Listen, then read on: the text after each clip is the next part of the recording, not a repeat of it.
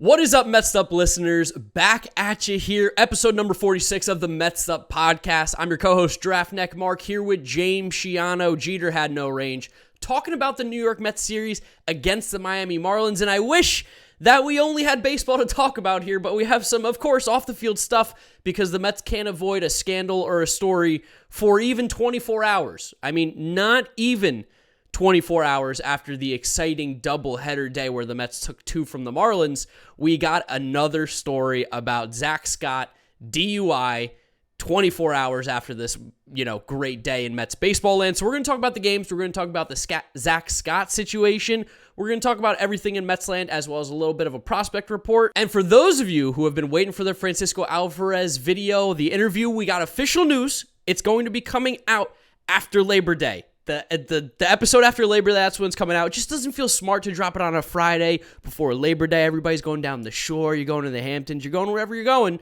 Enjoy it. Wait for our Francisco Alvarez interview. It's coming, and I promise it will be worth it. We've been teasing it for 3 or 4 weeks now. We're going to talk Mets baseball and prospects, though, today. So before I do get going into it, you guys know I need to do my little spiel here. Make sure you're following us on Twitter, Instagram, TikTok now, too. Mets'd Up.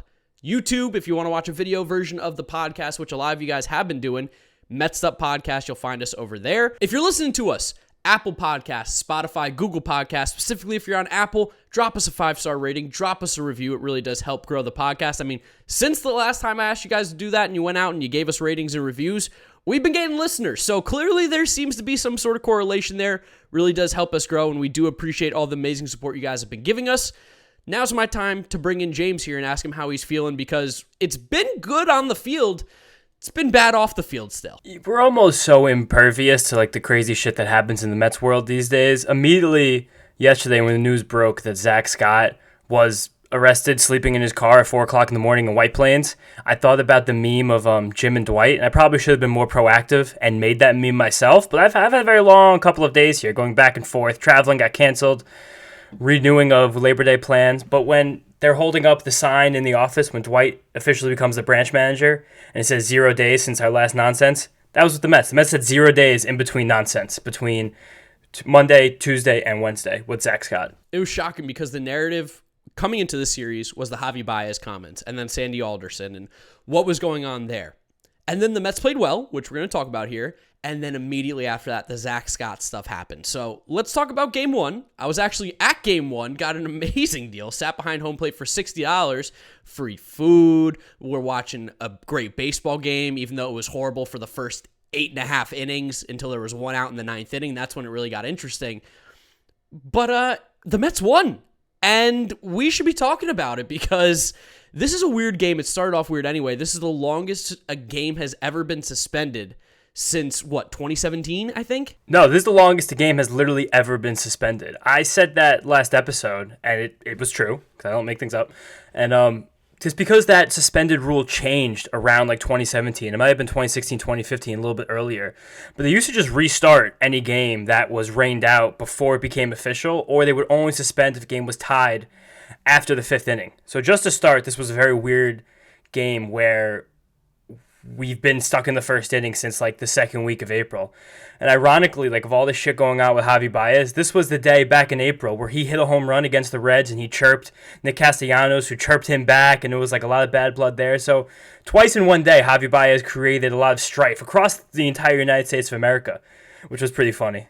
Some other weird stuff in this game is that Brian De La Cruz made his debut for the Astros originally in June, I believe, and he is now on the Marlins and played in this game. He was technically a substitution because 4 of the 9 guys in the Marlins lineup are no longer on the team. His Major League debut now comes weirdly, I believe, with the Marlins on this date in April, and then he also just has games for the Astros in between, and then is back with the Marlins. This was so bizarre for the stat books for everything. You've seen this happen, I think, a couple years ago with Juan Soto, that he technically made his debut earlier in the year, but actually got his first hit in Major League Baseball from a suspended game. I don't understand why they can't just say that it happened now. I don't know why we have to pretend like it happened in April. It's weird. It makes no sense.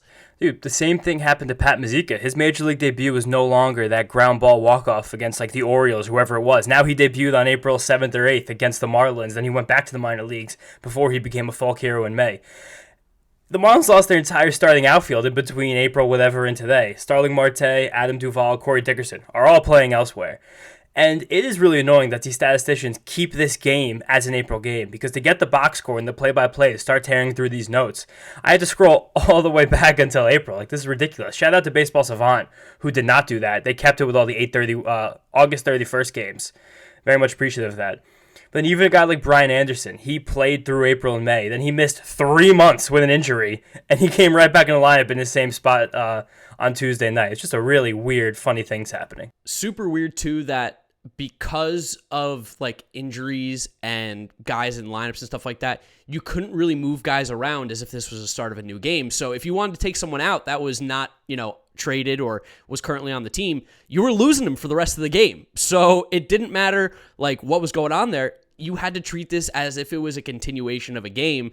Luis Guillorme going into this game had 1,000 OPS. He led both teams in OPS for this game, which I thought was super funny. Not even on the roster, but he might be coming back soon here, which is very... Oh, no, wait, he is back, isn't he? He came back. He was active for the night game. For the night game. But let's talk about what actually happened here, because as weird as it was starting off, and I was at the game, and there was maybe 1,000 people there, the game was not great to start. It was not great. Taijuan, our day man, looked a little human. He also didn't get a lot of help. There was a lot of flares, a lot of bloops, a lot of just kind of balls that found their way to be hits that didn't help him. And then, my God, Dom Smith in left field looked so horrible. I've never seen two worse throws from a professional left fielder. I mean, Brett Gardner can't reach the cutoff man, that's one thing, but Dom Smith had nothing behind them, and they were just so not on target.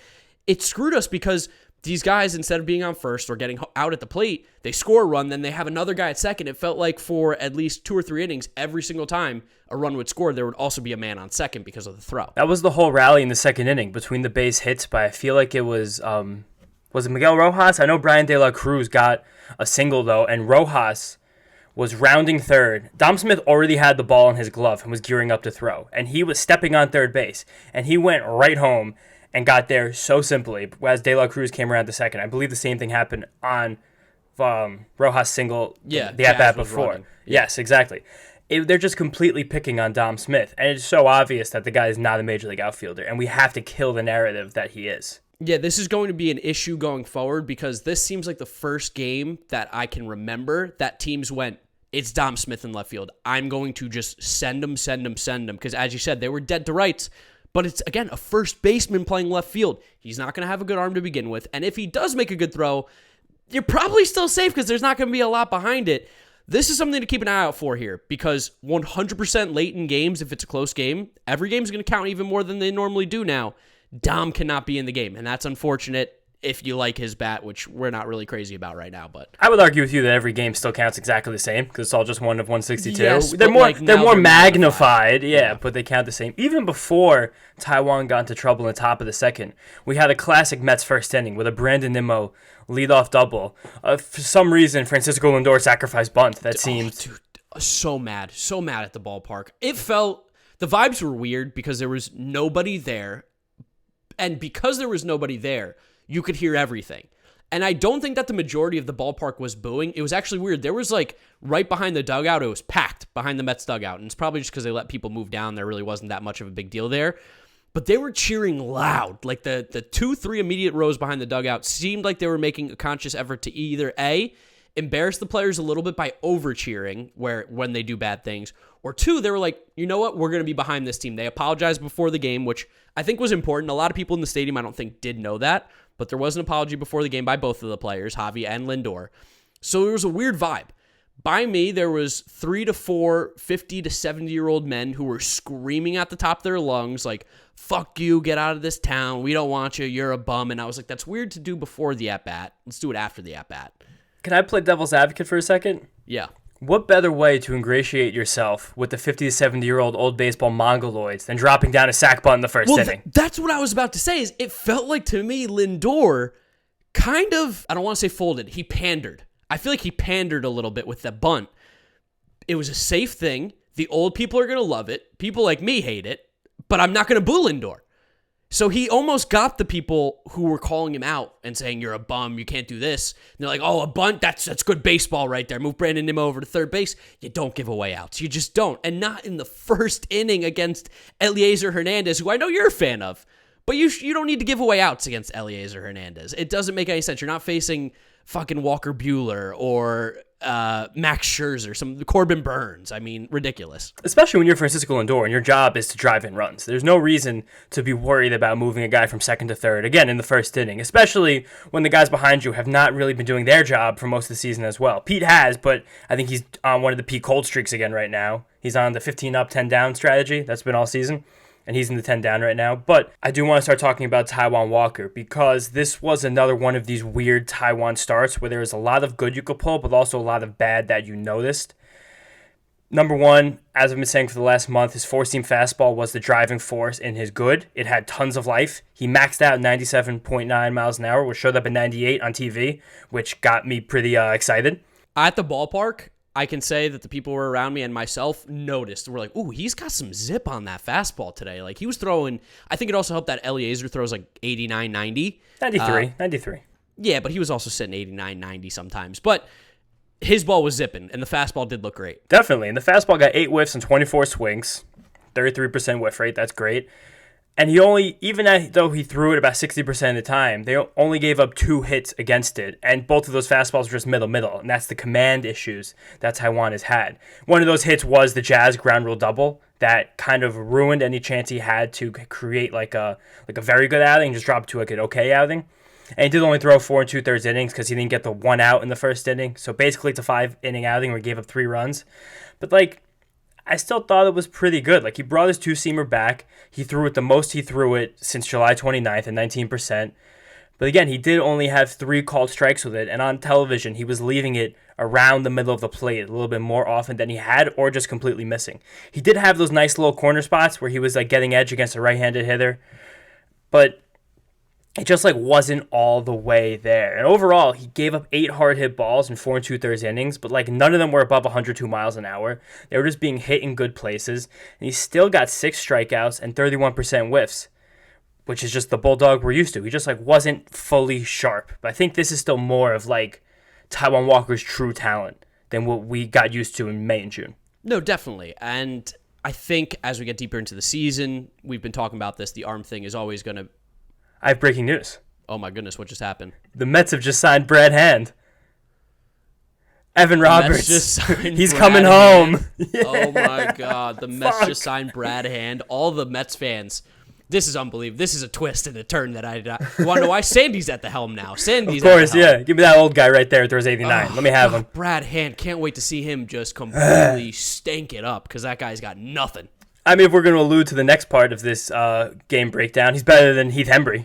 Okay, yes, I agree. He is better than Heath Hembree. He'll definitely have a better chance of getting major league hitters out than Heath Hembree because, my God, first off, Heath Hembree is a fucking human rain delay. That guy, this entire game, the pace of play was horrible. The Marlins step out of the box more than anybody. I'm going to sound like an old guy here. Get in the box, swing the bat. The fans were chirping Jesus Aguilar because that guy takes he walks down to third base before he gets back into the box. It's unbelievable. But everybody on this team takes so fucking long to get into the box. And then it doesn't help that Heath Hembree would walk around the entire mound between every pitch because he seemingly has no clue what's going on. He can't find the strike zone for the life of him. Every count was 3-2, it felt like. We don't need to see Heath Hembree anymore. If it's going to be Brad Hand as his replacement, fine, so be it.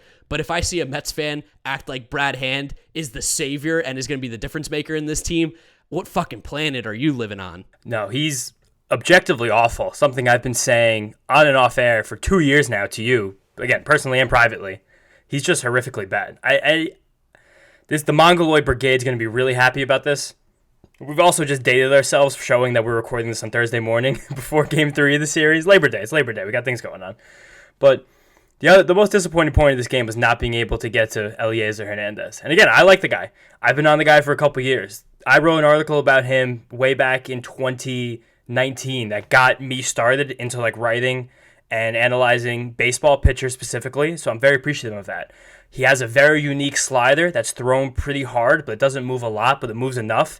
It's kind of more like a weird hard changeup, but he grips it like a slider. It's just a unique pitch, and that kind of helps him to keep hitters off balance and not really let anyone get a good understanding of what he does. But we still had plenty of chances to score and probably should have done more of that, especially in the bottom of the 5th inning. Yeah, I mean, Pete, bases loaded. He swung at ball 4.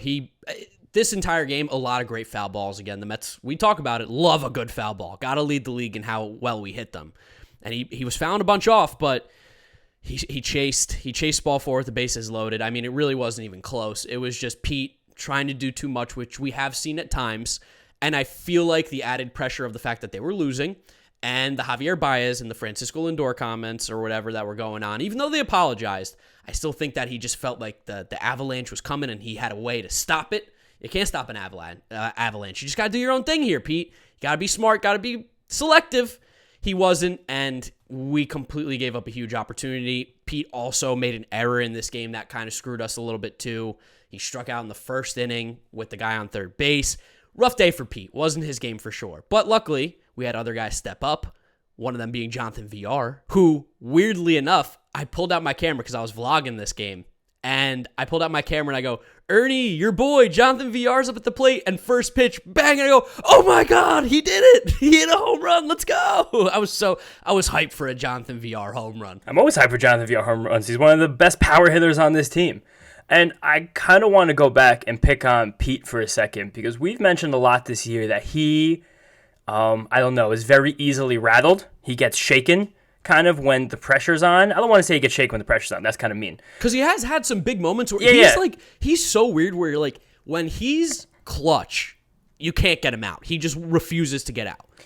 He just wants to be clutch so badly that I think there are times when it has a negative effect on his actual performance. And I think this comes to fruition most often when he is at the plate with the bases loaded. This was Pete Alonso's 32nd at-bat, plate appearance or at-bat, 32nd plate appearance of his career with the bases loaded. I'd like to ask you, how many hits do you think he's gotten? In 32 plate appearances? Mm-hmm. Okay, so let's think of the math here. If you're a 300 hitter with 32 plate appearances, that's what?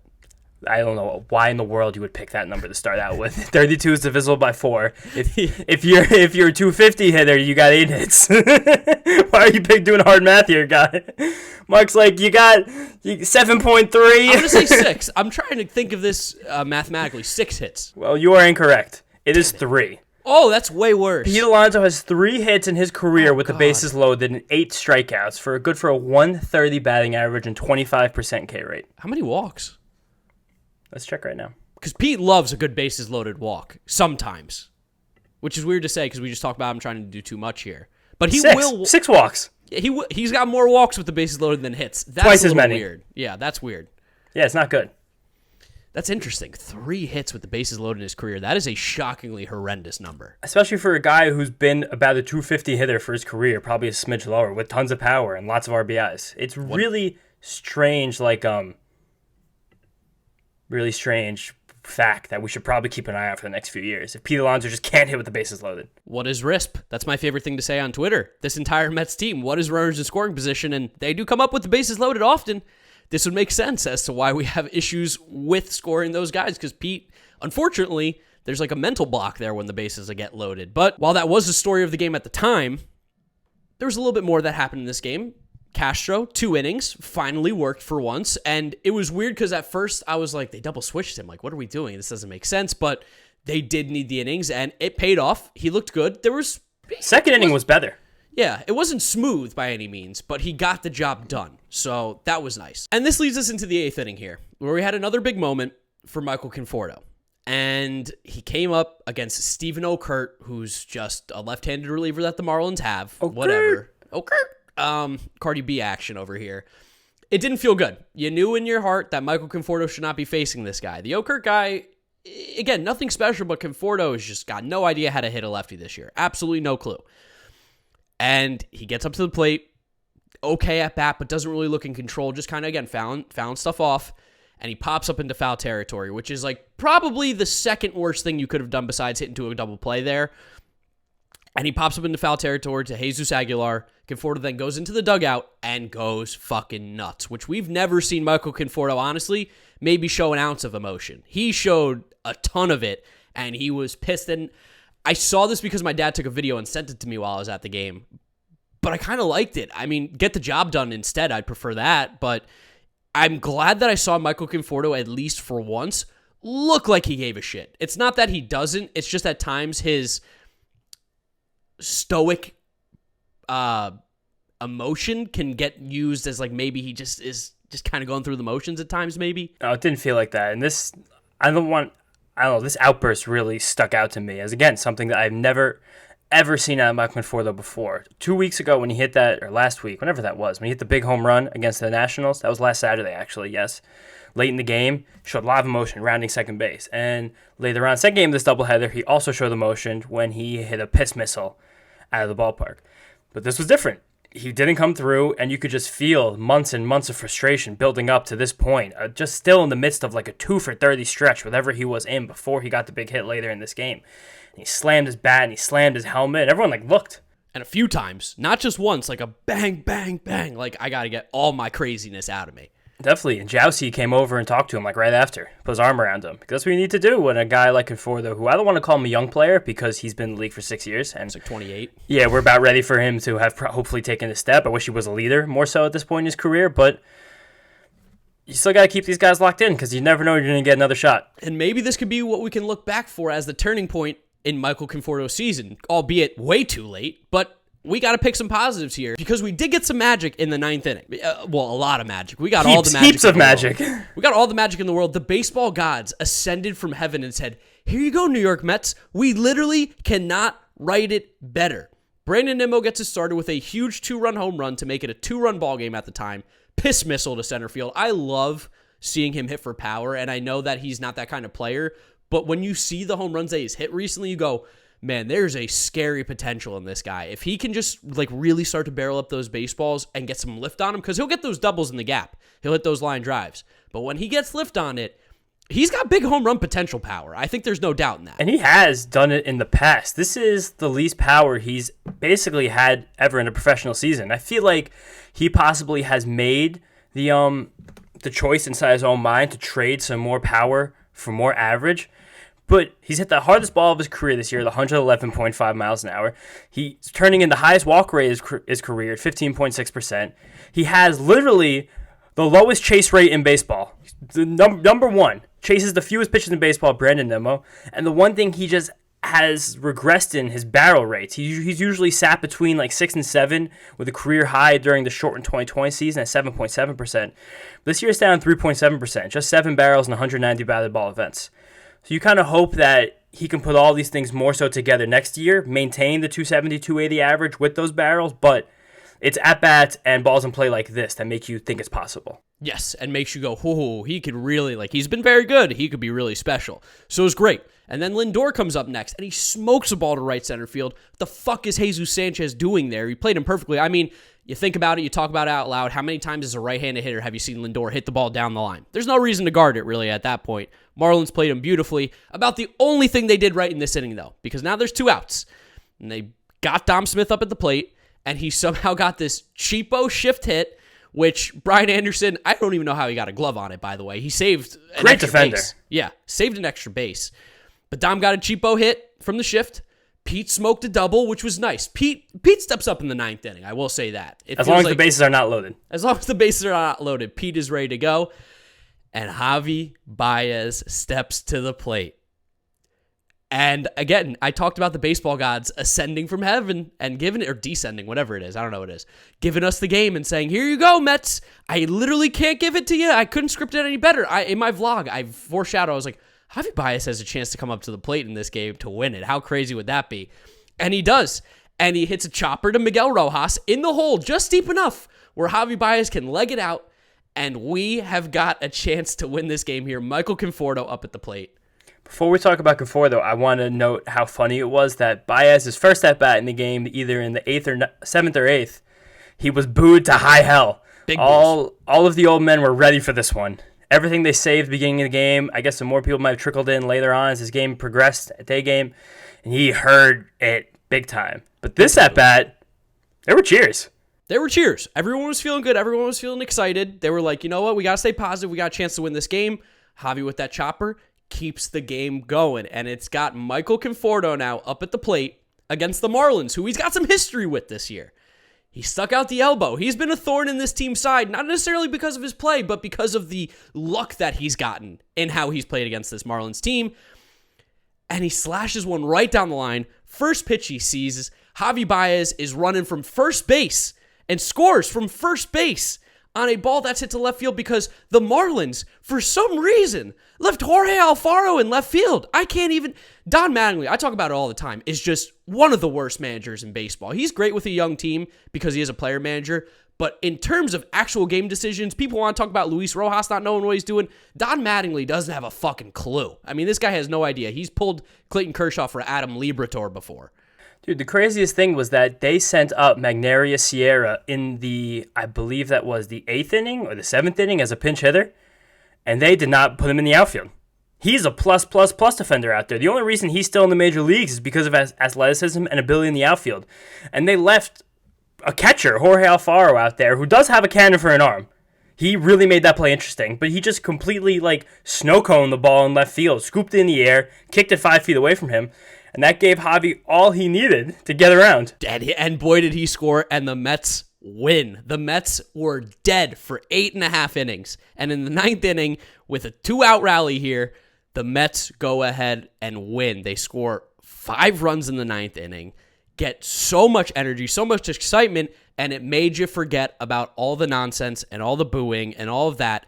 You were like, whatever it is that just happened, this could be a turning point for the New York Mets and lead us into Game 2. Now, before we do talk about that, Gary, Keith, and Ron were going off. It was awesome, their reaction. Gary is just simply the best in the business. I feel like that's just been cemented now, that he's just so good on the mic. His calls are fantastic. No, great. The classic pen throw. I also liked watching the difference between Gary, Ron, and Keith as this was happening, because Keith was unamused. The second the ball went in play, Gary shot up in the air. He might have been standing just to make the call anyway. He's such the perfect combination of fan and announcer. I don't even think it's perfect because he's way more of a Mets fan than he is an announcer. I feel bad for all the other fans in baseball that they don't have diehards calling their games on a nightly basis. Because he's conversing his whole body, he's pumping his fist in the air, he's going, he's going, he's going to score! And that's what makes the call so great, is that he cares, but he's not a homer either, by any means. He will critique the Mets, and that's what I feel like a lot of people hate about other teams' broadcasts, is they won't talk about, or they talk about their team too much only in positive aspects. Gary will get a little negative sometimes, but when the Mets do things right, there's nobody better on the mic than Gary. So that was great. That was a really good Game 1. Looked like it could have been really, really, really bad losing that game to the Marlins 5-1. Before that inning, the team was dead. No juice. It was quiet. Everyone was kind of just standing around, kicking the dirt, looking at their shoes. There was nothing going on there. But the 9th inning, it got a spark, and this led into Game 2. The good vibes continued, and they kept rolling. Definitely. And we had Contact King, Trevor Williams on the hill, who did one of the most unbelievable things I've ever seen in a baseball game in the first inning of Game 2, throwing a 7-pitch inning that included 2 hits. I've never seen anything like that before. I mean, we talked about it when he was on the Cubs. He's very unimpressive. He's got nothing much, but if he's going to pitch the contact and we're going to play the defense the right way and we've got good gloves behind him, it's going to work. And playing against the Marlins lineup. And in Citi Field, which doesn't give up hits. Yeah, he did wind up with a low-key, pretty good outing. He had 25% whiffs, 4 strikeouts in 4+ innings. And all of that happened by throwing 75% four-seam fastballs at 91 miles an hour, which is you do what you do. You do what you do. You do what you do. You do what you do, and that's what Trevor Williams did. He pitched, and he was good enough. That's all we needed in a 7-inning game, was for him to give us just a tiny little bit of length so that we can have the actual bullpen arm comes in. It also helped that we got some runs. Michael Conforto, we talked about this might be the turning point. What a fucking shot that was. I can't remember the last time Michael Conforto hit one into the Coca-Cola corner. It was a breath of fresh air to see that swing, because that seemed like the first time this year he truly crushed a baseball. Well, you were correct, because that was his hardest hit ball of the season. At 111 miles an hour, it traveled an estimated 435 feet, and he was fucking jacked up rounding second base. Screaming, let's go, yeah. And it did suck that it took us 4 innings to score a run off Edward Cabrera. Because while he has great pedigree, I wasn't thoroughly impressed by his stuff. He just looks fine right now. I don't know what it is. I don't know if there's something, maybe the scouting reports were wrong on him. I don't know. But the 2 games that he's had so far, he hasn't had the stuff that we thought he would. I mean, he has a real breadth of scouting reports. There's some people who swear that he could be an ace, and there's a lot of people who are like, he'll probably be a good reliever. I probably lean more towards the latter there. I think could be a back-end starter, but I don't see the swing and miss stuff coming across that large of an inning sample that he could do it. I think he'd be a lights-out reliever if he was trained that way, but let the kid start, see what he has. I'm just happy that he didn't have that much this game, because after the Conforto home run, Howie hit a single, and then McNeil immediately put one in the gap to get us another run. 3-0, and it just felt like, for the first time in a long time, that this is how this shit is supposed to work.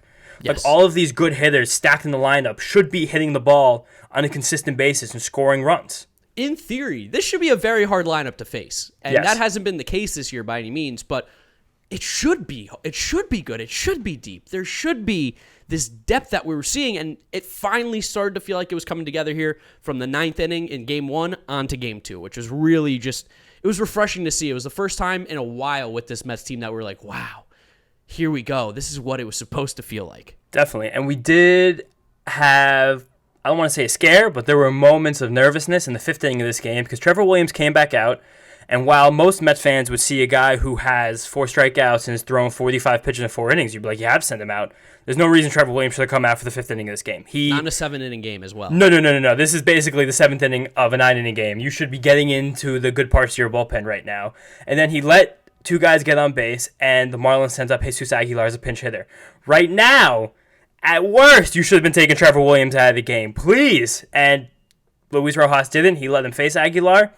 He got a base hit, scored the run, which was just a lock and a half.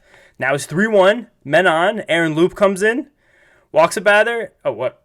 I will say, to Luis Rojas' defense here, and even Trevor Williams, that pitch was a really good pitch by Trevor Williams. It was like 2 inches off the plate that Aguilar's just a professional hitter and just served it into right field. So, like, it wasn't like he really made a mistake. He just got beat because Aguilar is better than Trevor Williams. Yeah, definitely. And Aguilar is the scariest hitter in this lineup, I'd say, by a wide margin. Leads the National League in RBIs, which is the best stat of the baseball season.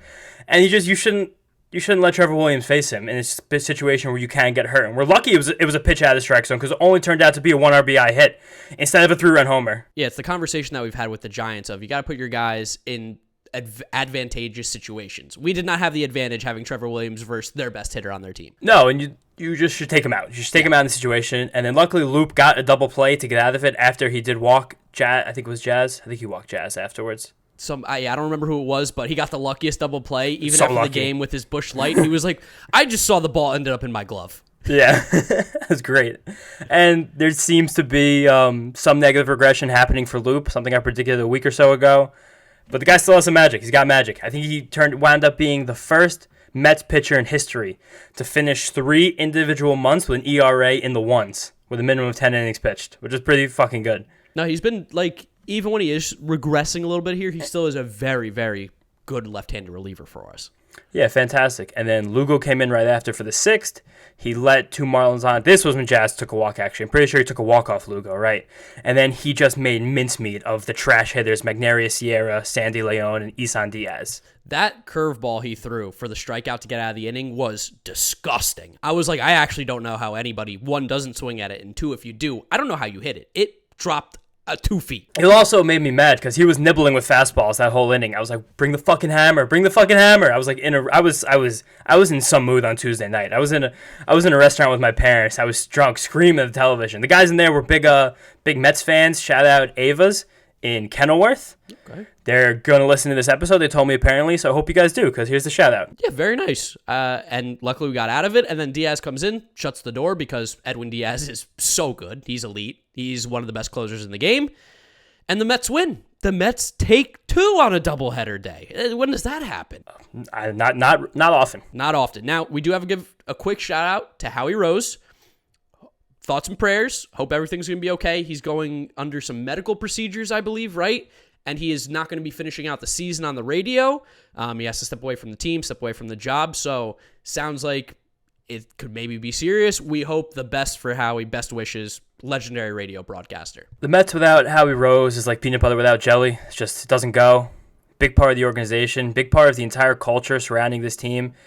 And on top of that, he's probably one of the best radio announcers in the history of all professional sports. So best wishes to Howie. I hope he's okay. I hope we have him ready for opening day 2022. And then before Game 3, because it got rained out technically on what was supposed to be Wednesday, before that happened, let's talk about Zack Scott. Let's talk about the 0 days without a workplace incident meme, because Zack Scott arrested Tuesday morning at 4 a.m. with a DUI, sleeping in his car in White Plains. From what you told me, he was a block away from the police station. You can't make this up. You literally can't make this up. We were riding such a high. All the Mets fans were feeling great. There was no negativity in Mets world after these 2 wins. As weird as this season's been, it felt like there was just no negativity. Everyone was like feeling good. And then Zack Scott gets arrested. Our GM, DUI.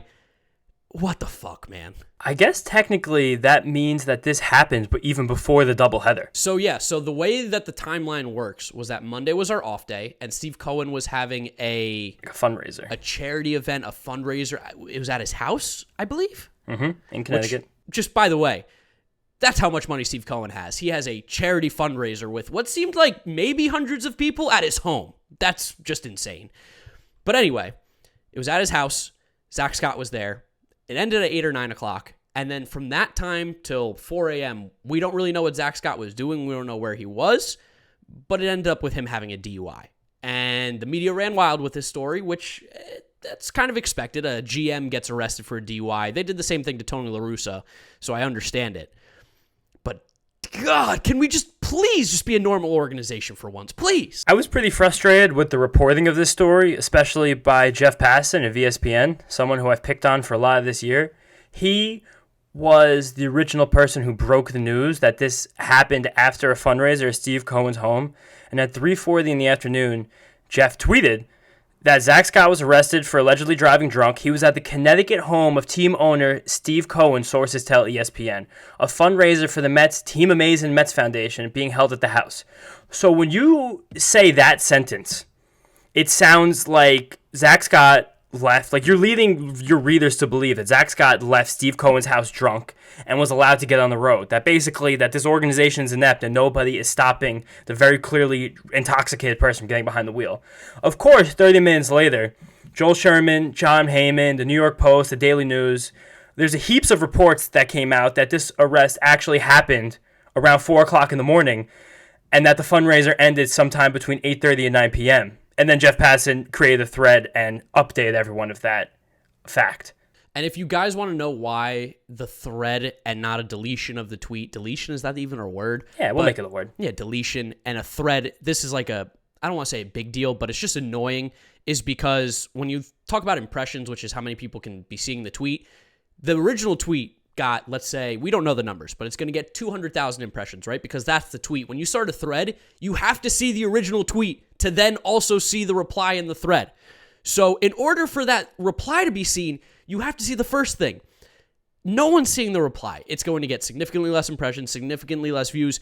It just feels like a really lazy way, unfortunately, because I do like Jeff Passan for his news breaking at times, but this was a really weird way to admit he was wrong. It seemed like he was doing it, but didn't want to get caught that he was wrong. This is the biggest problem with modern news media, is that speed and being first is far more important than being accurate and being correct. And we can put numbers to what you just said, because I took these screenshots for a tweet of my own at 7:20 p.m. At that time, the original Jeff Passan tweet has 637 retweets, 1,000 quote tweets, and 6,000 likes. The response to that, as Joel Sherman reported, the fundraiser at Steve Cohen's house ended sometime around 8:30 or 9 p.m. The DUI arrest occurred 7 hours after that. 77 retweets, 39 quote tweets, 1,000 likes. That's a difference of hundreds of thousands of impressions. Minimum. So I think it's important to say that this doesn't mean we're undermining what happened with Zack Scott. It's just frustrating that the Mets are in such a shit spot right now, and everyone jumps to shit down their throats. And then when they do get something wrong, it doesn't matter because it's still lol Mets. Like, it's just bad reporting. That's simply what it was. Definitely. And you're right. We probably should first have said that driving under the influence of alcohol or any drug at all is deplorable action. Bad. You should never do it. There should be harsher penalties levied across the country for people who do things like this. And I hope if Zack Scott needs help for any kind of issue he might have, he gets that. And I really wish he would have shown better judgment in this situation, especially as a guy who is like a public-facing figure. Yeah, I mean, thank God it seems like nobody got hurt, which is like the biggest thing of this story is that no one got hurt. But fuck, man, we have to have better decision-making, especially from a head of an organization. He's the GM of a team. It just is bad optics. One, to have a DUI. It's never good, like you said. Deplorable. Bad. People make mistakes, but it's so easy in the year 2021 to not drive drunk. So easy. Two, it's not a good look when the GM of your team can't order an Uber to go back somewhere, can't have a car drive him, can't have a taxi, whatever it is. And he's also then making decisions as to who's on the baseball team. He's making decisions on who's on the field every single day. He's making these big overarching decisions.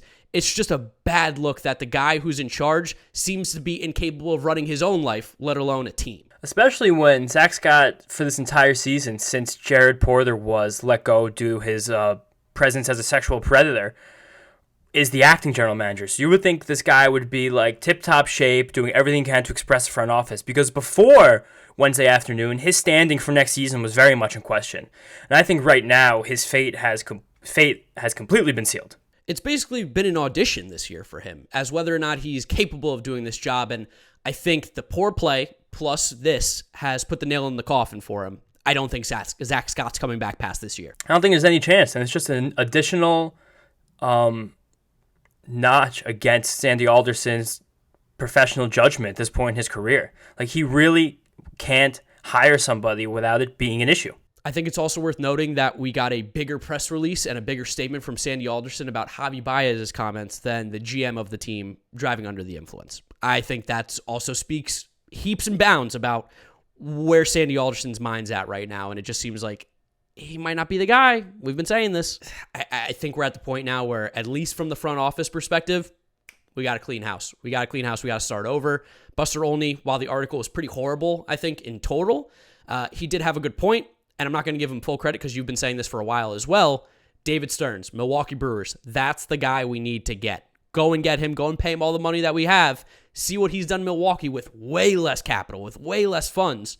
Get him in New York. I can only imagine what he'll do with this team. It's very reminiscent of what the Red Sox got with Chaim Bloom, or the Dodgers with Andrew Friedman, or even the Giants with Farhan Zaidi. You're getting these smart, forward-thinking guys who are ahead of the curve right now, and now they have the money to even use. It's a scary combination. I think another great option would be Eric Neander, who's currently running the Rays, because the Rays guys love going to teams with money and more prestige and not live in Tampa Bay anymore, St. Petersburg. And I think the third option, someone the Mets talked to last offseason, was the guy from Cleveland, the name I forgot before. Chris Antonetti. Chris Antonetti. Just guys who are running sharp organizations who I'm sure would welcome the opportunity to have a little bit more control and a little bit more money to make their decisions. The one name who I think, one, should not be mentioned. Two, I don't even think this guy would have any inclination to do it. And three, I think the game has kind of passed this guy by, is Theo Epstein. I can't for the life of me see how this could even possibly make sense. So I will play devil's advocate here. I would be fine with Theo, but here's the thing that every Mets fan who's saying Theo has to get behind right now. He will probably win you a World Series. This guy, in 5 years, I think will win the Mets a World Series. And if that is your one goal, I think he's going to be able to accomplish that successfully. Here's what's going to happen, though. Francisco Alvarez, Ronnie Mauricio, Brett Beatty might play less than 100 games combined in a New York Mets uniform. He will gut the farm system, and he will fuck you for the future. Look at what he did with the Red Sox when he left. Fucked him. Look at what he did when the Cubs left. Fucked him. He leaves your organization in shambles, very similar to what Dave Dombrowski does as well. These guys will win World Series, but they will leave you in shambles after you get the one. So if you are all in on winning one World Series and not necessarily building a winning organization, but winning one World Series, Theo Epstein is probably your guy. If you want to build a winning organization that will have sustained success for years and years to come, that's not the right choice. I think even past that there's nothing that Theo Epstein serves to gain from coming to the Mets and succeeding. He's already broken the two greatest curses in Major League Baseball. He doesn't really have anything left to prove. Like, I don't think that winning a World Series with the Mets is more impressive than doing it with either the Red Sox or the Cubs. So he would only be able to make himself look worse in like a historical sense, similar to the way Phil Jackson was when he came to the Knicks. And that was a situation of James Dolan just giving a blank check. I don't think that Steve Cohen will do that. I mean, I don't know he won't. I could see him doing that, but I don't think it would be prudent. And on top of that, I don't even know that Theo Epstein is fully fit and capable of winning in the modern Major League Baseball climate. His builds definitely were worse between his first set of championships with the Red Sox and then his second run with the Cubs. That Cubs team was built on pretty unstable footing the entire time, and he found a way to win a World Series on the backs of elite talent that were mostly produced from first-round picks that he made from being so awful for so long. Without that crazy talent floor, I don't know if Theo Epstein would have gotten there. And he did make some trades that were perceived as bad and moves that are perceived as bad now in hindsight, but that won them the World Series, like giving Ben Zobrist a bag or trading Gleyber Torres for Aroldis Chapman. Or trading... Well, this isn't winning a World Series, but getting rid of Eloy Jimenez and Dylan Cease for Jose Quintana. Yeah, it's probably going to go down as one of the worst trades in Major League Baseball history. He did all those things within 18 months, and the Cubs have paid for that dearly. The Cubs are going to go through a rebuild right now, and there's no telling whether they even get out of it in the next 5 to 10 years. That team is so bereft of talent. So I don't really know if Theo Epstein is even as good of a GM as we make him out to be. It is really hard to win World Series, and I give mountains and mountains of credit for that. But I don't think that he's anywhere near on the level of these other guys we've mentioned, and David Stearns, Eric Neander, and what's the guy's name on Cleveland? Chris Antonetti. I want to call him Chris Carlo Antonetti. Ancelotti, but that's a soccer manager. Yeah, Carlo Ancelotti. That's what I was thinking of too, honestly. Chris Antonetti. But I also think Theo Epstein probably has his eye set on higher sights here. I don't know if this has been talked about yet, but when he left the Cubs, it was under the impression that he was probably going to go into a role high up at Major League Baseball. I think Theo Epstein is trying to find a way to become the commissioner of Major League Baseball at some point. I feel like that's kind of like his next thing because he has, like you said, kind of conquered baseball. He broke the Red Sox curse. He broke the Cubs curse. What's left? Running Major League Baseball seems like kind of the only thing that's fitting. I think there's two mountains left that he can climb, both of which I personally would think are more impressive than those other 2 feats, which are the 2 of the most impressive things that's ever happened in baseball. One would be taking over an expansion team, because Major League Baseball is going to expand the next 5 years. Taking an expansion team from the ground up, that's something Dave Dombrowski expressed interest in before he signed on with the Phillies, and I think that's a big reason a lot of these hotter, high-profile vice presidents and presidents of baseball ops aren't fully ready to jump ship yet, because I think everybody has that dream of building their own organization from the ground up. And 2, this is more out there. This is something I don't know if anyone else shares the sentiment besides me, but running the fucking Rockies.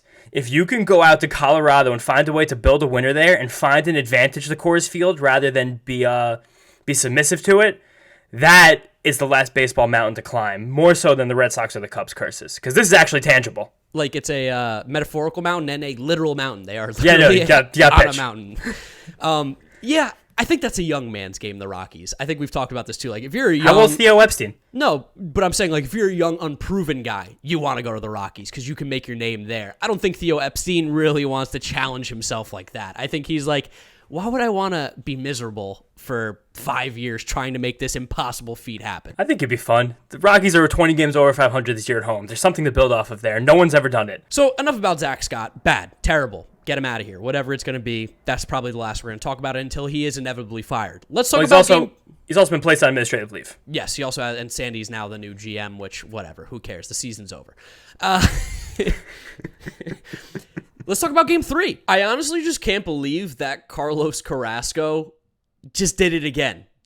He is incapable of having a clean first inning, and it's almost impossible for him not to give up a leadoff home run, it feels like, because on the first pitch of the game, Miguel Rojas sends it deep into Flushing, and the Mets are in a 1-0 hole immediately. And in fact, the first 3 batters all got hits, 2-0 Marlins, and I was like, I know he's going to be fine, but like, what is going on in the first inning with Carlos Carrasco? I'm almost at the point where I'm just like numb to Carlos Carrasco giving up runs or at least a leadoff home run the first inning, and I'm respectful of the fact that it likely calms him down, because 2 through 5, this guy's one of the cleanest pitchers in baseball. It's just he doesn't really have maybe his feel in the first inning. The ironic thing is this just is like the incarnate of Steven Matz. Yeah.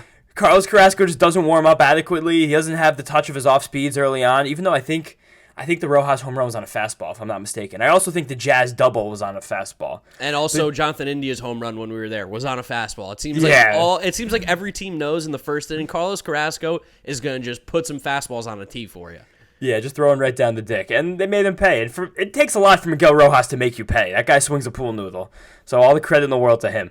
Yeah, Miguel Rojas, also funny story about me. There's a little incident with me and Miguel Rojas. I left him out of my shortstop rankings a few years ago just because, like, Miguel Rojas, who cares? He's like 25th through 30th at the shortstop position just because, wow, you got a nice glove, but you swing a pool noodle, like James said. To be fair, he's had a decent last couple years, but whatever. Not the point. He called me out. He called me out and told me I know nothing about baseball. There's more to the game than just OPS than what a guy can bring to the field. Yeah, Miguel Rojas, how's fucking last place with the Marlins? Good luck. I'm so glad you bring so much to the field. Your team stinks. Anyway, that's my personal vendetta against Miguel Rojas. Fuck that guy.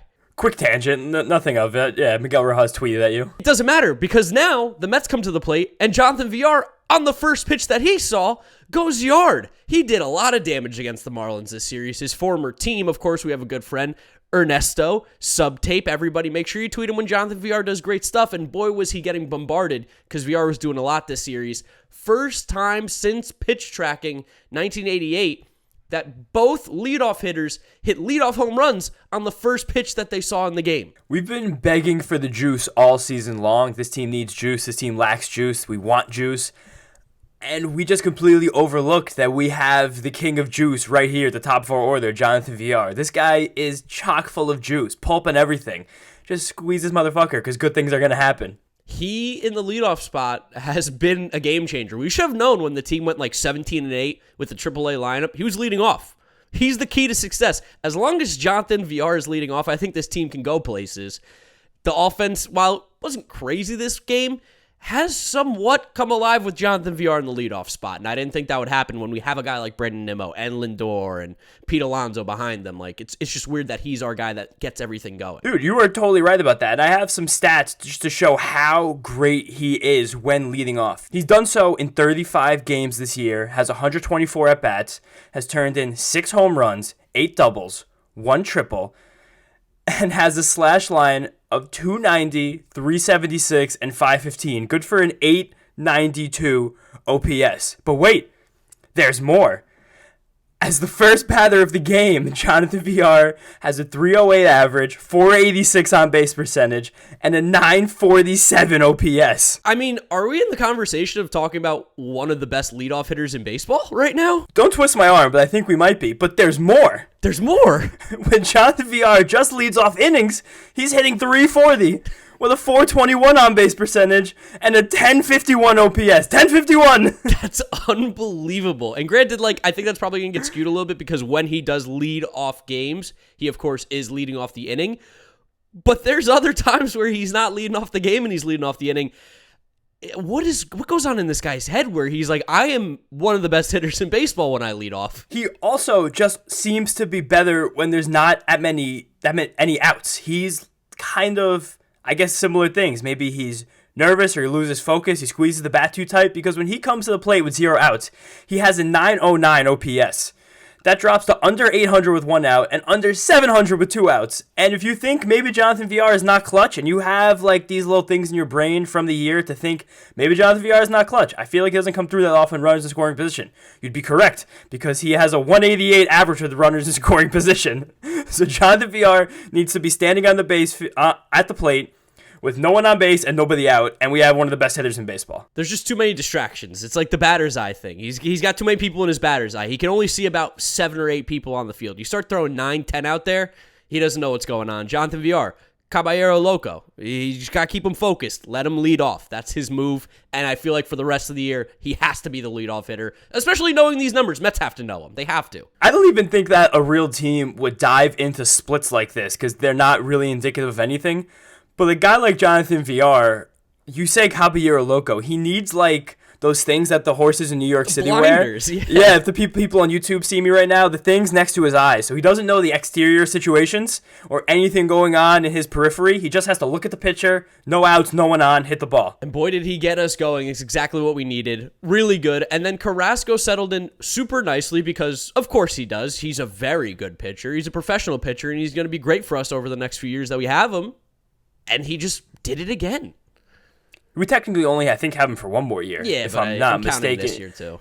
Okay, yeah, you can this year. The next 4 starts are going to be very central to our playoff run. But he's just becoming like the adjustment god. Like he goes out in the first inning, he gets walloped, and then no one touches the ball until usually he gets into the 6th inning, exactly as it happened again on Thursday night. I've talked a lot about how Carlos Carrasco has featured different pitches in his different starts, and he did that with the 4th different pitch on Thursday night, featuring his changeup, throwing it about 40% of the time, and that joins his 2-seam fastball, his 4-seam fastball, and his slider as a pitch he has thrown the most in an individual game, which is just bananas for a guy who is like revamping the way that he is. And that changeup was electric. He was getting tons of swings and misses on it. He got 9 whiffs on 20 swings.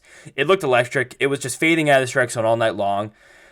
Against right-handers and left-handed hitters, the Marlins were flailing at it, and that's just what an experienced pitcher does. He finds out his most apt weapon to attack the lineup that he's facing, and he will use that the most. And it's pretty encouraging to see Carlos Carrasco be able to do that, start in and start out. Yeah, no, he's just been giving us a chance to win despite the awful start, which is like something the Mets, they need the game to usually start pretty well. When you're in a hole for a team that doesn't score a lot of runs to begin with, it has become an issue. But we got Jonathan Villar leading off now, so it really doesn't matter because that guy will just put up runs no matter what he does. And like I said, Carrasco gave us a chance, and in the 4th inning, we were able to capitalize on keeping the game still very manageable. Only 2 runs at this point. We got back-to-back doubles from Nimmo and Lindor, something we just don't see too often. Nimmo double, Lindor smoked one into the left center field gap, and Brandon Nimmo scores. We got a 2-2 ball game, and then Lindor channeling his inner Jose Reyes again. He's on third base, and he draws a balk from Sandy Alcantara, and the Mets are winning 3-2. Second time in a week that Francisco Lindor has got a balk from third base and scored. That's got to be like something that has not happened in baseball often. Definitely, and we gave Eric Fethy a lot of shit for Being mentally, yeah. for folding under the pressure when Francisco Lindor was dancing. But I have all the respect in the world for Sandy Alcantara. He's a fantastic pitcher. He's incredible. The stuff is amazing. Was gushing over him. He's like, he loves 2 guys that are not on the Mets more than anybody, and it's Sandy Alcantara and German Marquez. He was talking about both of those guys glowingly last night. You would think that if the 2 best pitchers in the league were Sandy Alcantara and German Marquez, and they're both very good. 2 of the most underrated pitchers in the league, no doubt. But I have to say something right now. I think we're on the precipice of a Francisco Lindor hot streak. I think so too. He's swinging the bat really well, and even Keith made a note last night. He goes, "You guys seen that bat speed?" He goes, "Bat speed might be back." He's like, he's swinging the bat really well. He goes, he's got a different look in his eyes at the plate, which I don't know how Keith can see that. Keith is sitting up there in his box, but Keith goes, that's a different look in his eyes. Lindor, he might be coming into something right now, and I couldn't agree more. I agree with that take, but I think when Keith says something like that, it's probably a little bit ill-conceived because he probably just thinks someone's on greenies, because when someone in the 1970s and 80s had a different look in their eyes, they were just taking amphetamines. Or in the Mets case, they were just doing cocaine. Cocaine? Or they were just having sex in the clubhouse. I don't think Francisco Lindor is doing any of these things, but I do agree with Keith that he has a different look in his eyes. He seems keenly focused, and he is swinging a great bat right now. Interesting thought. Do we think Lindor might have been playing through this abdominal? If we see him start swinging the bat this much or this better and it's different bat speed, different player, do we think that maybe he had this tweak all year long and was trying to play through it? You're smarter than you look, guy, because it would make sense that he would have tweaked it after a short layoff like the All-Star break, like not swinging for just a full week. That's not really enough to get healthy. That is, I feel like, just enough to let a lingering issue tighten up. Not a medical professional over here, nor do I claim to be to any of the listeners at home. Don't take my medical advice. But it would make sense that a muscle that would be giving you trouble could get tight over a short layoff. But the long layoff seems like it did wonders for him. Yeah, no, I mean, he looks like he's at least getting back to that form that we expect. He's swinging the bat well. He's hitting the ball all over the field. He's smoking it. He smoked another ball into the right center field gap again, and Jesus Sanchez, of course, played him perfectly again. So he was hitting the ball hard all night. Extremely positive signs to be seeing. And then we had an interesting sixth inning. Carrasco in the game, he got pulled, got into a little bit of trouble. There were some errors. This was an awful defensive game from both teams. A total of 7 errors in this game. I can't remember the last time I saw that. It was probably the last time the Marlins played because the Marlins just play god-awful baseball. There's just not a lot of talent on the offensive side or defensive side over there, which is so shocking. But a lot of errors being made, a lot of trouble. Carlos Carrasco gets in it. Aaron Loup comes in to try and clean it up. And as we said earlier in this episode, there's some interesting stuff going on with Loup here, having a little bit of issues, and he walks in a run. It makes it 3-3, and he walks in Lewis Brinson, who the Marlins, by the way, walk the least amount of every team in baseball, and they were so patient this inning. It was crazy. I don't know if that's true. No, it is. It is true. They were talking about it. Oh, really? Yeah.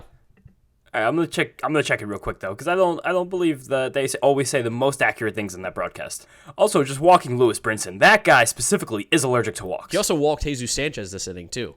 He is definitely allergic to walks. Jesus Sanchez has to go to games with an EpiPen because if he walks, he needs to be stabbed on first base. He had a Juan Soto-like at bat. It was unbelievable patience. Like, he took some really close pitches. Loup was just missing, but he wasn't getting them to chase, and that was the big thing for a team that chases a ton. Stat check on SNY. The Marlins walk the 5th least in baseball. All right, close. Based on walk rate. So maybe they have the fewest actual walks in baseball because maybe they get around their lineup a little bit more, but that pushes the walk rate up. But they walk only more than the Orioles, the Rangers, the Angels, which is shocking, and the Royals. How can the Angels walk this infrequently with Shohei Ohtani and half a season of Mike Trout? But this is not Mets. This is not the Angels stuff. This is the Mets stuff. No. And I think it is important to talk about Aaron Loup. And again, I'll reiterate, I feel like I do this every game breakdown now. This guy's not one of the best relievers in baseball. His ERA makes it seem like he might be, but he is not one of the best relievers in baseball. He's just getting figured out a little bit more. I think there's just more tape out there on him. Probably does very similar things to every single batter, I have to assume. He just doesn't have that much in his repertoire to really get too creative. It seemed like the Marlins knew what was coming. They were just not fooled at all. Besides, I think Jorge Alfaro maybe, who he gets fooled by everybody. I'm pretty sure he only throws 2 pitches. Doesn't have a lot to fool people. It's just, I'm better at hitting these spots and picking off those strikes that he's very good at picking off. And again, he was just missing by inches on some of these pitches, like an inch inside, an inch outside. And to the Marlins' credit, they were patient. They took their walks, and they tied the game up here at 3-3. Yeah, and just, again, to fact check, 84% of Aaron Loup's pitches thrown this year have either been a fastball or a cutter, 9% changeups and 7% curveball. So he's predominantly a 2-pitch pitcher. He can still show the other 2 pitches, so I'll give more credit to him for that. For all the warts that he has and these tiny things we're picking off, he is still performing at an elite level, and he just doesn't allow guys to barrel the ball. Like this run, it wasn't like the ball was smoked like Brandon Crawford last week. He walked in a run. Sometimes with Aaron Loup, the umpire will just determine that, and that's kind of what happened. Yeah, and then luckily for the Mets, we answered back real quickly. Bottom of the 7th inning, got started with Jeff McNeil, who's definitely still a little bit in a funk. The swing's not looking great, but got a nice little single to center field. And then Patty Mazeika, 2 hits on the day for him. They're not beautiful, they're not pretty, but he gets the hits done, hits it to right field. Jesus Sanchez makes an error trying to, maybe throw Mazeika out at first. It was super weird. It allows McNeil to go to third. And then Dom Smith comes to the plate and smokes one down the first base line. Dommy singles. He loves a good single over here. He will not do any extra base hits. Not interested. But he smokes a single off the glove of Jesus Aguilar down the first base line. Jeff McNeil scores. Pat Mazeika to third. And then I got to bring up our boy, Jonathan Villar. We talked about runners in scoring position. Chopped one to third base or shortstop. I guess Joe Panic, wherever he was playing. Patrick Mazeika might run in quicksand. He might be the slowest human being I've ever seen because it was a high chopper, had all the time in the world, and he was out by 25 feet. Went on contact. I've never seen someone be so dead to rights on a play that should have been close. That's when you tweeted Patty Mazeika's running in quicksand? Yeah, that was funny. I could have ran faster backwards, 100%. That is not true. Oh, 1,000% true. You didn't see this guy run. He's so slow. I'm going to be honest. I think there's a legitimate chance that we could get a race together between you and Patty Mazeika. And I could run backwards? And I would like you to run backwards if you think you're faster than him backwards, because it's not true. I really stand by this, that I could beat Patrick Mazeika in a race running backwards. I think that you overestimate your own speed. Oh, 1,000%. I ran like a 5-second 40-yard dash. I'm incredibly slow, but Patrick Mazeika is even slower. A 5-second 40-yard dash seems very fast. There's no way you could break 5.5 seconds in a 40-yard dash. It's slow. It's real slow. I don't know about that. We're getting off topic again. It's an off-topic day. Yeah, it's the hangover episode. So, yeah, we're winning. 4-3, Mets are winning, and we just kind of hold on to it. The rest of the game, Familia had a good inning in the 7th. In the 8th, who came in to get the 8th? May. Oh, yeah, May. He almost killed himself diving for a ball, which was just shocking how unathletic pitchers really are at the end of the day. Besides Jacob deGrom and Shohei Ohtani, they are just not athletes. They should not try to catch balls. How dare you cast dispersion on and Scherzer? And Scherzer's not an athlete.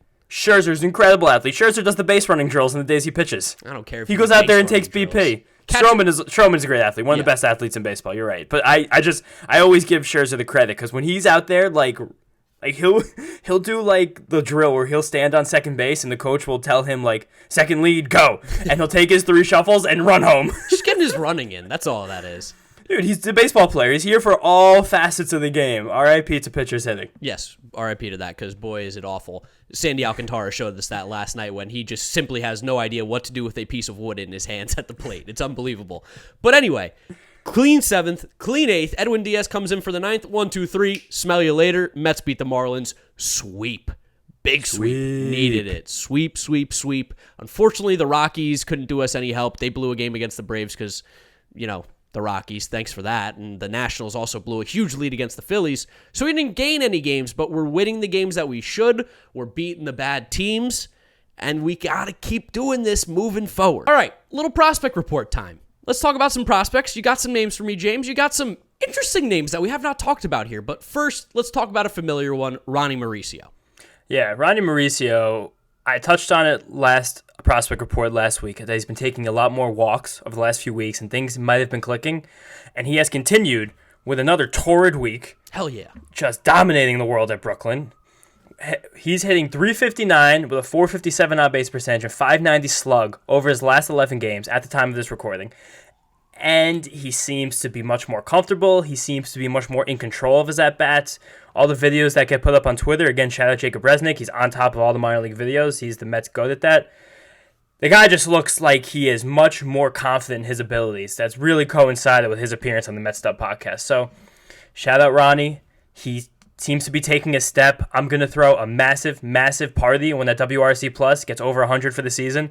I'm going to just be off the moon. And our other boy, I forgot to put this in the notes, but I just remembered it. Jalen Palmer, multi-home run game in Brooklyn. He's finally figured it out. Since getting called up to Brooklyn, I believe he has a 780 OPS, which may not sound like anything great, but this is like an improvement. He was struggling very early on, and it seems like as he's getting more comfortable there, playing center field a little bit more, he has started to swing the bat a lot well, including this multi-home run game, which happened a few nights ago. So the Mets'd boys, they're doing good. Some people might say when you get on this podcast for an interview, you play better. We'll be happy to have Michael Conforto on. Dom Smith, you want to talk? We'll make you better. Whatever it is, we'll help you out. Whenever you guys want, we know you're listening. So just let us know. Slide in the DMs, Marc Conforto, Dom Smith, Pete Alonso, Brandon Nimmo, Jeff McNeil. Just come on the Mets'd podcast.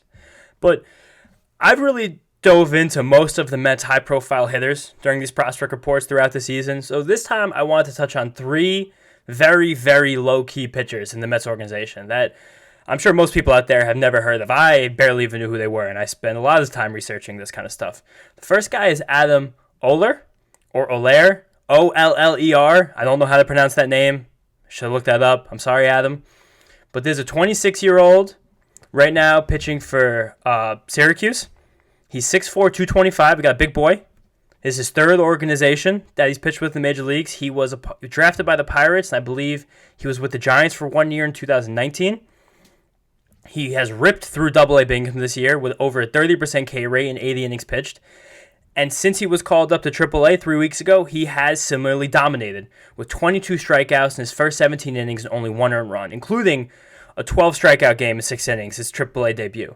So this is a guy who's like another depth piece that can be someone who's important for the Mets either in the last month of the year this year or possibly even to next year. Just general organizational depth at pitching, something that this team lacks, seems to be improving very rapidly. Next guy I want to touch on is Josh Walker, a bigger boy at 6'6", 225. Big boys. Also 26 years old. And these two guys, along with Jared Robinson, who I mentioned last week, it really shows that the Mets front office was working diligently to bring in these types of relatively high potential, older, upper-level minor league guys, minor league free agent types, during the last offseason to try and, again, beef up the Mets' pitching depth in the upper minors. And Walker started the season at Brooklyn. He is already pitching at Syracuse this year, which is a pretty crazy rise for a guy who's bounced around organizations at 26 years old. Twice this year for Binghamton, he took no-hitters through 6 innings. Twice. Pretty good. Pretty fucking good. Along with a strikeout rate above 20%. He has not been as good in AAA this year, not like Oler. He's had 6 starts there. He's given up at least 7 runs twice. But the other 4 times, he's given up 2 or fewer. So there's something to work with here. He doesn't have the same swing and miss stuff. He's a bigger guy who pitches to more contact. I'm assuming he has a sinker. I couldn't find any information about his repertoire anywhere. But that's just a simple assumption I'm going to make. And these are just 2 guys who are acting as organizational depth. And you need shit like this because as the Mets saw this year, you're giving innings to guys like Gerard Eichhoff, Jared Yamamoto. Joey Lucchesi was a godsend before he got Tommy John surgery. Like, you need as many guys like this as possible to slot in and do competent things for your team. Yeah, so we don't have to pitch maybe Vance Worley. I really don't want to see that guy suit up in a Mets uniform. You might. You still might. Still early in September. Last guy I want to shout out is a 17-year-old. His name is Joel Diaz. I want to shout out my guy Gator Sosa on Twitter of Prospects 1500 for finding this guy because he was well off my radar. Again, he's 17 years old. He's pitching in the Dominican Summer League, otherwise known as the DSL. This guy was born in 2004. That's disgusting. I've never felt older in my entire life, and looking at this guy's Fangraphs, and he was born in 2004. We were 8 years old. Yes. That's disgusting to think about. That as an 8-year-old, this kid was just coming out the womb. I don't like to think about that. Playing competitive baseball at the youth level, and this guy was a newborn child. But he had no publicity as an international signing because, as I mentioned last week, the Mets have not given any bonuses in the 7 figures since Alex Ramirez 2 years ago. His bonus wasn't even listed on Spotrac, so I'm assuming it was somewhere between $10,000 and $50,000 because when your bonus is that low, you're not required to actually list how much money you're giving these young men. But he is ripping the Dominican Summer League to shreds. He has 39 strikeouts in his first 26 innings and has not allowed a single run. So this is a guy to keep an eye out for. If he can finish the year out like this, wind up maybe pitching in the Complex League in the spring, playing some nice winter ball and doing well there, he could be one of these meteoric risers that winds up being on the Mets' top 10 prospect list by middle of next season. So everyone keep an eye out for Joel Diaz. A lot of really good players, not necessarily from the Mets, but in general in Major League Baseball, have come from that Dominican Summer League. That league is a hotbed for talent. The guys who rise to the top of that league end up being very solid players many times. So while it's not really like the same level as like Brooklyn or St. Lucie or Binghamton, if you're doing really well in there, there's something to at least keep an eye out for, which it seems like there is with Joel Diaz. Yeah, there's definitely a certain level of competition down there, and iron sharpens iron, something we've said before. I like that. I like that saying a lot. I also want to give a little shout out. This is weird, but it's another 26-year-old pitcher, David Griffin. So this guy has a super interesting story. He had not been in minor league baseball besides this year. The Mets signed him. He'd been playing in indie ball, some of the teams that he's played for since 2019. He played for the Gary South Shore Railcats in Gary, Indiana in 2019. Gary is a shithole. Well, there you go. 2020, he played for the Rockland Boulders in the All-American Baseball Challenge. I don't even know what that is. He also then played for the 2020 Road Warrior Black Sox in the Yinzer Baseball Confederacy. That sounds made up. Yinzer is like a big Pittsburgh slang. I only know that because there's a popular baseball YouTuber who throws around Yinzer all the time. It's a Pittsburgh slang. It's people from Pittsburgh are the Yinzers. Yeah, this is a fake. These are all fake teams. How would you shout out the Black Sox? What's going on there? The Road Warrior Black Sox of the Yinzer Baseball Confederacy. Well, the Mets signed him in 2021, and while he is a little bit older, 26 years old, so far in A-ball this year, he's actually been pretty good. Now, I don't know what the actual quality of talent at the end level is going to be here, but I feel like I like these good stories. I also, one of the people I know in Boston is friends with this dude, like very good friends, so give David Griffin a shout out here. So far in 11 starts this year in A-ball, 4-1 record, 2.79 ERA. At Brooklyn so far, he's made 4 starts, 2.29 ERA in his 4 starts, striking out 61 batters in 58 innings, and a whip at 1.28. Just a shout out for a feel-good story of a guy who's getting a shot. I hope it works out for David Griffin. Hell yeah, me too. And that leads us now into our preview. Who we got coming up next? Nationals, right? 5 games against the Nationals. Brad Hand Revenge Tour. Let's do it. Jesus Christ. I can't believe we have Brad Hand. It's a meme. It's unbelievable that he's on this team now. After all the stuff that was going on, we were basically throwing a party when he got DFA'd. Yeah, now he's a Met. I dug that guy's grave and dropped him in it. Well, what are the pitching matchups here against the Nationals? Because, again, we're going to be doing this. I have all the confidence in saying, if you do not get a hit in this series as a Mets player again, you are off the team. We're banishing you. If you don't get a hit in 5 games against the Nationals, you probably should not be in Major League Baseball. Yes. But Friday night, the Mets are going to be throwing Rich Hill against our boy, Sean Nolan. Oh, boy. It's just hard throwing Sean Nolan. Definitely. And then Saturday for the doubleheader, we have Stroman and Tyler McGill on tap against Eric Fetty and Question Mark. If it was me, I would see if Marcus Stroman was comfortable swapping and pitching on Friday, just because I'd rather have Stro in a 9-inning game and I'd rather have Rich Hill in a 7-inning game. Yeah. So I'm curious, based on when we're recording this, if that's something the Mets are going to switch around. And then Sunday afternoon, we have Dayman Taijuan Walker up against Josiah Gray. That's the most interesting pitching matchup of this series. Yeah, that Josiah Gray is really good. New York kid as well. So Josiah Gray is good. His curveball at this young point in his career is devastating. His fastball, he throws hard, but has a lot of life, but it's been very prone to allowing home runs early. He has not been able to get the same type of success throwing it in the top half of the strike zone that he had in AAA. So this is a young pitcher, top prospect, all the talent in the world, an adjustment he's going to have to make. But until he does, I would love to hit 3 home runs off of that high fastball on Sunday afternoon. And then the Mets do not have a starter named yet for Monday, which is weird because I feel like we have 5 guys in this rotation. It'd be Carrasco, but it's like a week away, so they probably just don't actually know what's going to happen. No, well, Carrasco's listed for the Tuesday's game, again in Miami, but not on Mondays. So then, that would technically be Trevor Williams' start, I think. I guess, yeah. Oh, yeah, because we're going to have a doubleheader, so we still need a 6-man rotation. So it probably will be Trevor Williams on Monday then. Yeah, very winnable series. I'm going to say something crazy here. We got to win all 5. You have to take 5 from the Nationals. There's no excuse to not. 100%. If you don't take 5 from the Nationals, then you have to take 4 and take all 3 the next series from the Marlins. Yeah, and the Nationals got a reinforcement in Keibert Ruiz is now up on the Major League roster. He's actually a very good player, solid catcher. It's gonna be a little bit of a problem along with Juan Soto, but the rest of the lineup doesn't scare you. Keibert Ruiz doesn't really have any types of projection with the bat right now. I think eventually he has a chance to be one of those catchers who's like 280, 20, 80, 80. Yeah. But I don't think at this juncture he's a bat you necessarily need to fear. Be aware of him because he's smart. Lineup, yeah. I mean, this Nationals team has actually still been hitting very surprisingly. I did my big pitcher preview for Pitcher List last week, and I'm doing another one this coming Tuesday, previewing Fantasy Baseball starts the rest of the season with Nick Pollock. But this Nationals team has found a way to keep hitting. Lane Thomas, a guy I shouted out last week, has honestly swung the stick for some power. Juan Soto is still the best hitter in baseball. Josh Bell has woken up. Yadiel Hernandez is not really terrible. Carter Kieboom has been worse than he was last year, which was not a Major League Baseball player. Guy's so bad.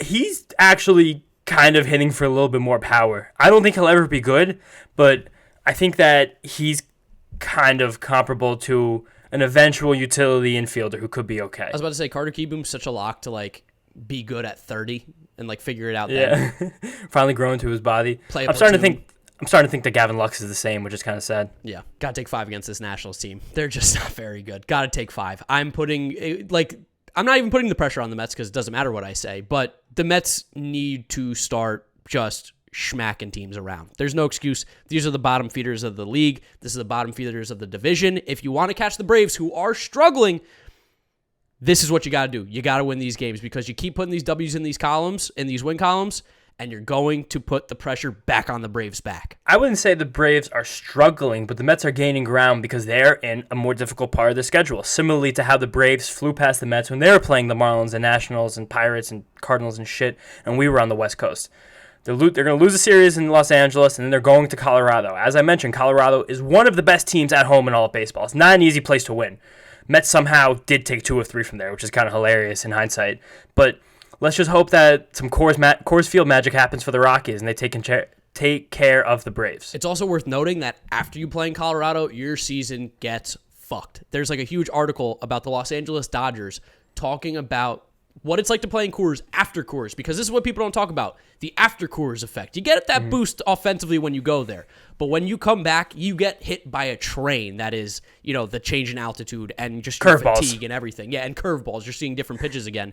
The Dodgers' record, I believe, after playing in Coors is significantly sub 500 in the series immediately after it. So there is going to be even a little bit of lag time after they play in Colorado.